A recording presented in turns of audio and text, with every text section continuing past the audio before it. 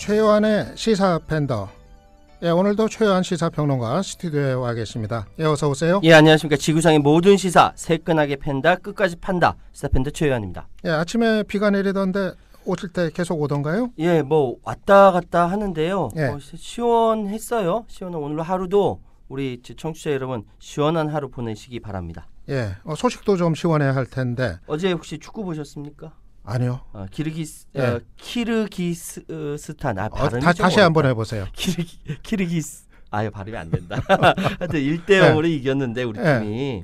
근데 뭐 실수한 선수들도 있고 그래가지고 막 댓글창에 난리가 났어요. 근데 제가 그거 보면서 가장 감동받은 거는 최용수 해설위원입니다. 어쨌길래요? 그러니까 역시 뭐 해설은 잘했는데 그 전체 경기 중에서 자신이 예전에 실수했던 부분들 있지 않습니까? 그거 보면서 최용수 해설위원이 그렇게 얘기하더라고요. 우리 선수 실수할 때 왕년에 제 모습을 보는 것 같습니다. 자신을 낮추면서 선수들을 띄워주는 거 보면서 나이 먹으면 저렇게 바뀌는구나 라고 생각했고요. 저도 앞으로 나이 먹으면서 남 띄워주는 그런 방송을 했으면 좋겠습니다. 거기로부터 이제 얻은 교훈이? 그렇습니다. 나이 먹을수록 겸손해지자. 나이 많이 먹으셨나 봐요? 넘어가시죠. 그러죠. 올해는 어떻게 된 게 항공사 얘기만 하다가 그냥 매일 시간이 가는 것 같은데 어제는 국세청이 진에어 대상으로 특별 세무조사 벌였다고요? 그렇습니다. 조양호 한진그룹 회장 일가 총수 일가 전반의 압박으로 확대될 것으로 보입니다. 아침에 갑자기 이 진에어의 조사관들이 나가서 컴퓨터 하드디스크를 복사하는 세무조사를 벌였다고 합니다. 그러니까 어떤 부분에서 세무조사를 벌였는지에 대해서는 알려지지 않았는데 어쨌든 서울지방국세청 조사 4국이 주도했고요. 그러니까 사실 그 진에어 면허 취소 이야기가 나왔지 않습니까? 근데 사실 진에어 면허 취소로 달성 가능한 사회적 이익보다는 면허 취소로 인한 근로자 고용 불안정, 예약객 불편, 소액주주 및 관련 업계 피해 등 사회경제적으로 초래될 부정적 파급 효과가 더 크기 때문에 정부 당국에서 면허 취소는 하지 않았지만 딱 제재를 가했거든요. 근데 일단은 항공법령 위반 재발 방지 그리고 경영문화 개선 대책이 충분히 이행되고 경영 행태가 정상화됐다고 판단될 때까지 일단은 제재를 할 것으로 보입니다. 그럼 진에어는 앞으로 어떻게 되는 거예요? 일단 최악의 상황은 좀 피하긴 한 것 같은데 그런데 뭐 이렇게 또 특별 세무조사 벌이고 그런 거 보면은 또 그냥 가는 것 같지는 않고요. 그렇습니다. 일단은 뭐 그 물컵으로 인한 나비 효과가 퍼져 나갔다. 그게 물컵으로 일어난 나비 효과가 돼요? 그렇죠.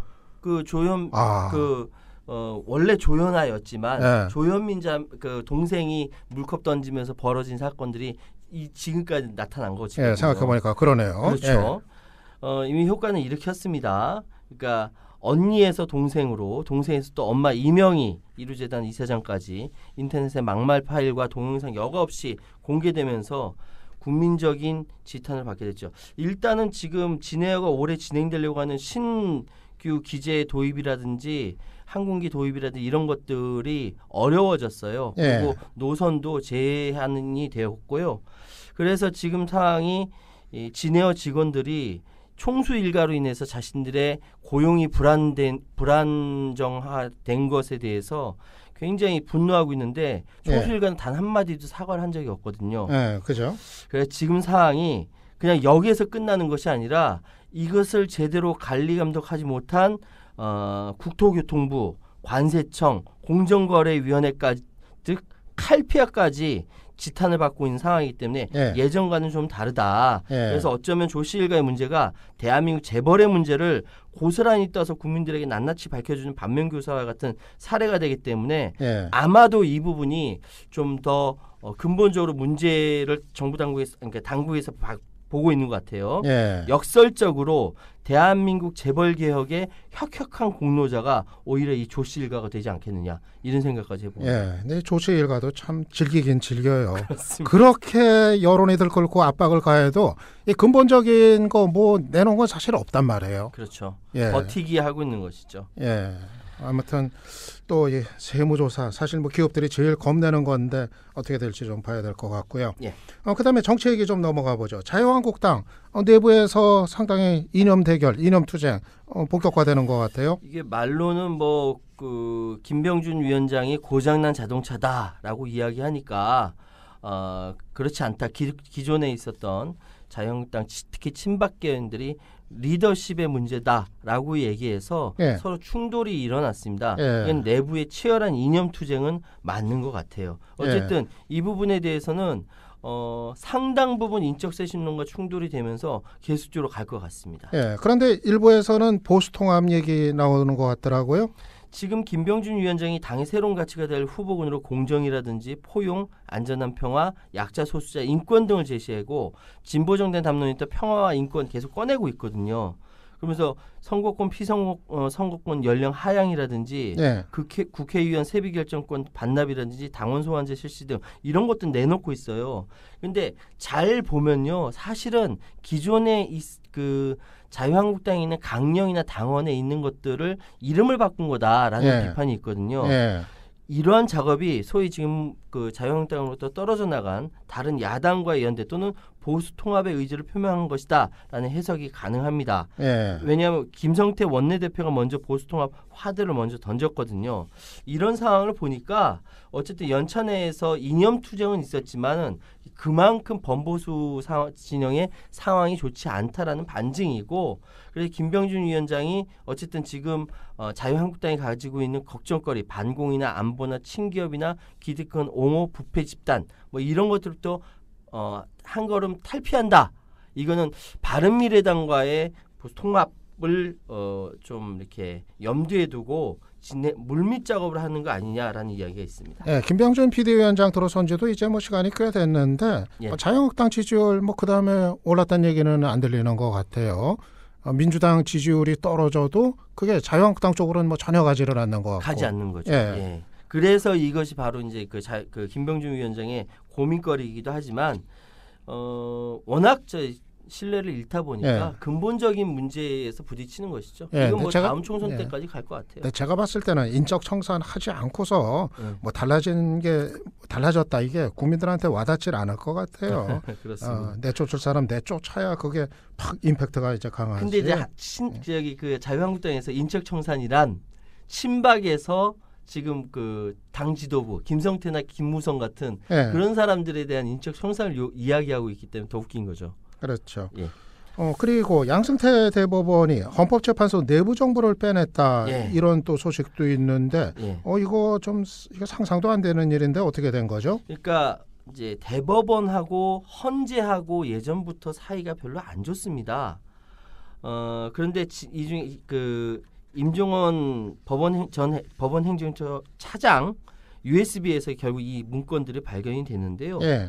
그러니까 소위 말해서 최모 서울중앙지법 부장판사가 헌법재판소에서 박근혜 전 대통령 탄핵 결정이 이 이야기가 나왔던 2016년 말 지난해 초 박한철 당시 헌법재판소장이 서로 회의하고 있는 그 상황, 예. 이것을 정보를 빼내서 예. 양승태 대법원장에게 보고를 했다라는 것이죠. 내부 예. 관련 문건들을요.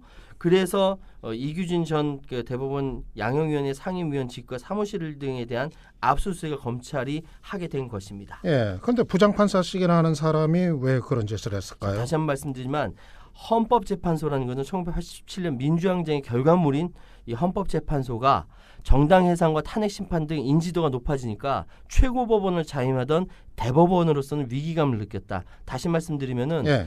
양승태 대법원으로서는 상고법원을 만들어야 되는데 예. 헌법재판소가 걸림돌이 됐다고 생각한 거죠. 그죠. 그래서 이 부분을 무력화하기 위해서 여러 가지 작업을 하는데, 그러기 위해서 그쪽에 그러니까 헌법재판소에서 박근혜 전 대통령에 대한 탄핵에 대한 어떻게 이야기가 되는 것인가 하고 정보를 빼내왔다라는 것이죠. 예. 사실은 그러니까, 이거 말고도 그 이전에 여러 작업들이 있었는데 그 중에 부장판사씩이나 하는 사람이 이렇게 정보를 빼내왔다라는 거는 굉장히 충격적인 얘기가 얘기가 아닐 수 없어요. 예, 정말로. 그러니까 상고법원 만드는데 걸림돌 되는 건 다 그냥 제거해버리겠다. 네, 다 뭐 그런 것 같아요. 정교조 정리해버리고 예.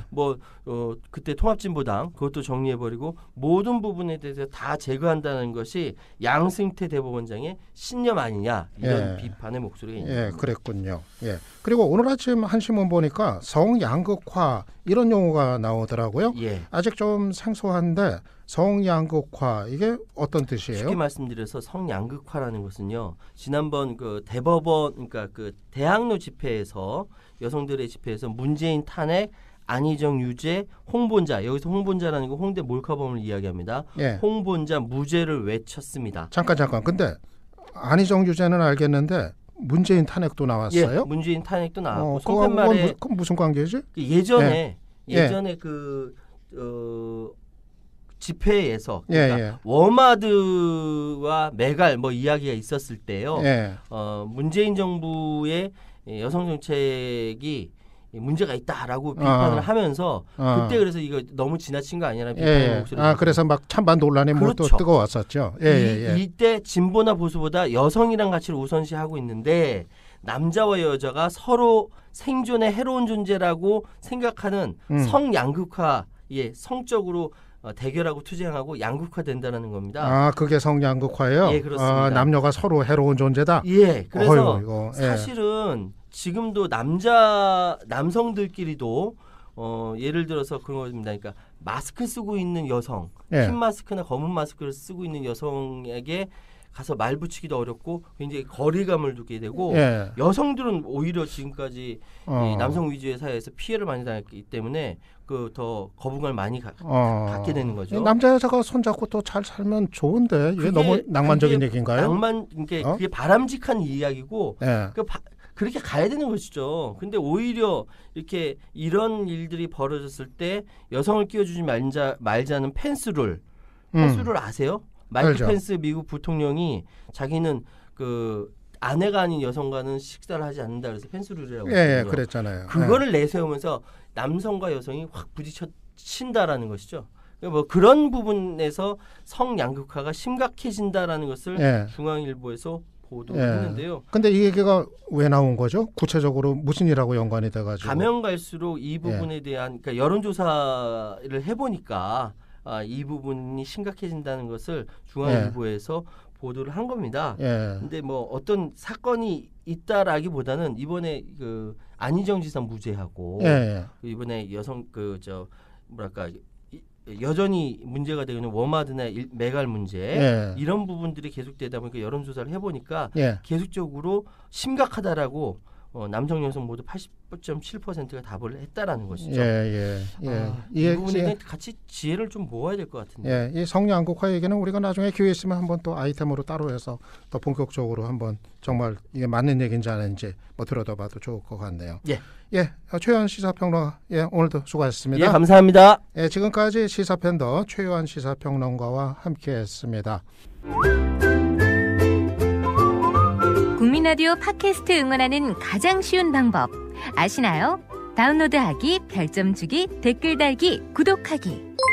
국민라디오 팟캐스트 널리 알리는 가장 쉬운 방법 다운로드하기, 별점 주기, 댓글 달기, 구독하기.